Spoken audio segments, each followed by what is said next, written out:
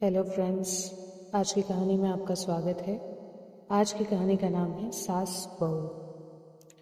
बहू कहाँ मर गई? अंदर से आवाज आई, जिंदा हूँ माँ जी। तो फिर मेरी चाय क्यों अभी तक नहीं आई?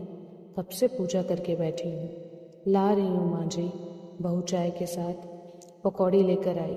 सास ने कहा, तेल का खिलाकर मारेगी क्या मुझे? बहू ने कहा, ठीक है माँ, मैं इसको वापस ले जाती हूँ। सास ने कहा, रहने दे, अब बना दिया है तो मैं खा लेती हूँ। सास ने पकौड़ी उठाई और कहा, कितनी गंदी पकौड़ी बनाई है तुमने। बहू ने कहा, माँ जी मुझे बर्तन धोने थे, मैं जा रही हूँ। बहू दरवाजे के पास छिपकर खड़ी हो गई। सास पकौड़ियाँ देखते ही उस पर टूट पड़ी और पूरा पकौड़ी उसने खत्म कर दिया। फिर बहू दरवाजे के पीछे से मुस्कुराकर काम पर चली गई अपने। दोपहर के खाने का वक्त हुआ। सास ने फिर आवाज लगाई, कुछ खाने को मिलेगा? बहू ने आवाज नहीं दी। सास फिर चिल्लाई, भूखे मारोगी क्या? बहू आई, सामने खिचड़ी रखी। सास गुस्से से कही, ये क्या है? मुझे इसे नहीं खाना, ले जाओ। बहू ने कहा, आपको डॉक्टर ने दिन में खिचड़ी खाने को कहा है, खाना तो पड़ेगा ही। सास मुंह बनाते हुए बोली, हाँ तू मेरी माँ बन जा अब। बहू फिर मुस्कुराई और चली गई। आज इनके घर पूजा थी। बहू सुबह 4 बजे से उठ गई।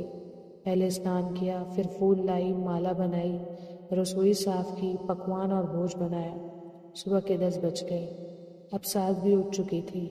बहू अब पंडित जी के साथ भगवान के वस्त्र तैयार कर रही थी। आज ऑफिस की छुट्टी भी थी। उनके पति भी घर पर थे। पूजा शुरू हुई। सास चिल्लाती हुई बोली, बहू ये नहीं है, वो नहीं है। बहू दौड़ती दौड़ती आई और सब कर रही थी। अब दोपहर के 3 बज गए। आरती की तैयारी चल रही थी। पंडित जी ने सबको आरती के लिए बुलाया और सबके हाथों में थाली दी। जैसे ही बहू ने थाली पकड़ी, थाली हाथ से गिर गई। शायद भोज बनाते हुए बहू के हाथों में तेल लगा था, जिसे वो पोंछना भूल गई थी। सारे लोग तरह तरह की बातें करने लगे, कैसी बहू है, कुछ नहीं आता, एक काम भी ठीक से नहीं कर सकती, ना जाने कैसी बहू उठा लाए, एक आरती की थाली भी संभाल नहीं सकती। उसके पति भी गुस्सा हो गए, पर सास एकदम चुपचाप थी। उसने कुछ नहीं बोला, बस यही बोल के छोड़ दिया कि सीख रही है, सब सीख जाएगी धीरे धीरे। अब सबको खाना परोसा जाने लगा। बहू दौड़ दौड़ के खाना देती, फिर पानी लाती। करीब 70-80 लोग हो गए थे। इधर 2 नौकर और बहू अकेली, फिर भी वहाँ सारा काम बहुत ही अच्छे तरीके से करती। अब उसकी सास कुछ आस पड़ोस के लोग खाने पर बैठे। बहू ने खाना परोसना शुरू किया। सबको खाना दे दिया गया। जैसे ही पहला लिमाला सास ने खाया, तुमने नमक ठीक नहीं डाला क्या? एक काम ठीक से नहीं करती, पता नहीं मेरे बाद कैसे ये घर संभालेंगी। आस पड़ोस वालों को तो जानते ही हो ना साहब, वो बस बहाना ढूंढते हैं नुक्स निकालने का। फिर वो सब शुरू हो गए, ऐसा खाना है, ऐसी बहू है, ये वो वगैरह वगैरह। दिन का खाना हो चुका था। अब बहू बर्तन साफ करने नौकरों के साथ लग गई। रात में जगराता का कार्यक्रम रखा गया था।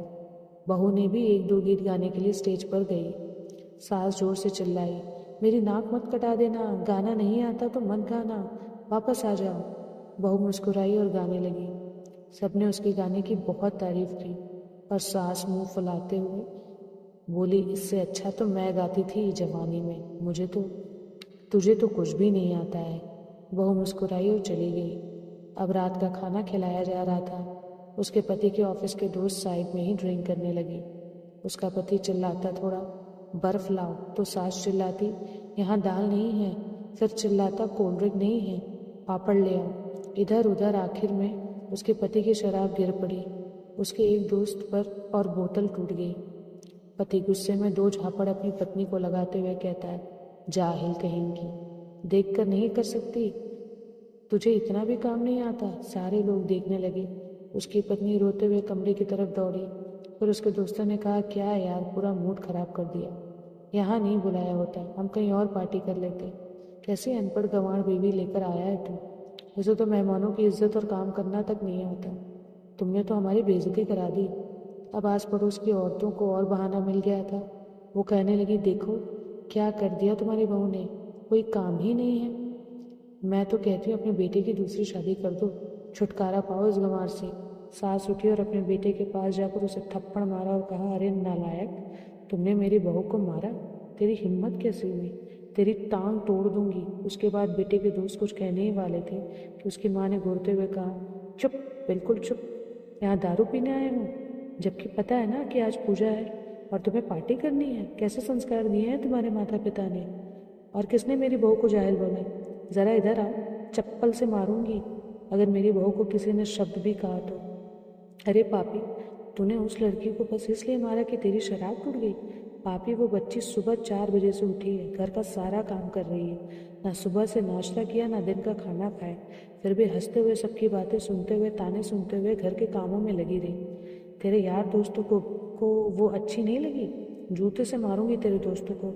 जो भी उन्होंने उससे कुछ भी ऐसा कहा। उसके यार दोस्त चुपके से खिसक लिए। अब सास बहू के कमरे में गई और बहू का हाथ पकड़कर बाहर लाई। सबके सामने कहने लगी, किसने कहा था अपनी बहू को घर से निकाल कर दूसरी शादी करने के लिए?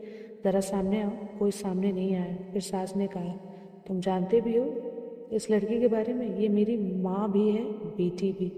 माँ इसलिए कि मुझे गलत काम करने पर डांटती है, और बेटी इसलिए कि कभी कभी मेरे दिल की भावनाएं समझ जाती है। मेरी दिन रात सेवा करती है, मेरे 1000 ताने सुनती है, पर एक शब्द भी गलत नहीं कहती, न सामने न पीठ पीछे। और तुम कहते हो दूसरी बहू ले आओ? याद है ना छुटकी की दादी, अपनी बहू की करतूत? सास ने गुस्से से पड़ोस की महिला को कहा, अभी पिछले हफ्ते ही तुम्हें मियाँ बीवी भूखे छोड़ घूमने चले गए थे ना? मेरी इस बहू ने 7 दिन तक तुम्हारे घर पर खाना पीना, यहाँ तक कि तुम्हारे पैर दबाने जाती थी, और तुम इसे जाहिल बोलती हो? जाहिल तो तुम सब हो, जो कोयले और हीरे में फ़र्क नहीं जानते। अगर आइंदा मेरी बहू के बारे में किसी ने एक लफ्ज़ बोला तो मुझसे बुरा कोई नहीं होगा, क्योंकि ये मेरी बहू नहीं, मेरी बेटी है। बहू सिसकियाँ लेते हुए फिर कमरे में चली गई। सास ने एक प्लेट उठाई और भोजन परोसा। बहू के कमरे में खुद ले गई। सास को भोजन लाते देख बहू ने कहा, अरे माँ जी, आप क्या कर रही हो? मैं खुद ले लेती। सास ने प्यार से ताना मारते हुए कहा, डर मत, इसमें जहर नहीं है, मार नहीं डालूंगी तुझे। तुझे नई सास चाहिए होगी, पर मुझे अभी तू ही मेरे घर की बहू चाहिए। बहू ने अपनी सास को रोते हुए गले से लगा लिया। सास भी रो दी पहली बार और कहा, चल खाना खा ले। फिर मजाक करते हुए कहा, फिर मेरे पैर दबाने चले आना। हाँ, और ये ख्याल मन में मत लाना कि सास पैर बोलती है कि किस दिन मैं इसका गला दबा दूंगी, क्योंकि कभी मैं भी यही सोचती थी। दोनों खूब हंसने लगी। कुछ रिश्ते बहुत मीठे होते हैं, बस बातें थोड़ी कड़वी होती हैं। इसी के साथ दोस्तों, अगर आपको ये कहानी पसंद आई तो इस कहानी को लाइक, शेयर, सब्सक्राइब ज़रूर करें। मिलते हैं अगली कहानी में। धन्यवाद।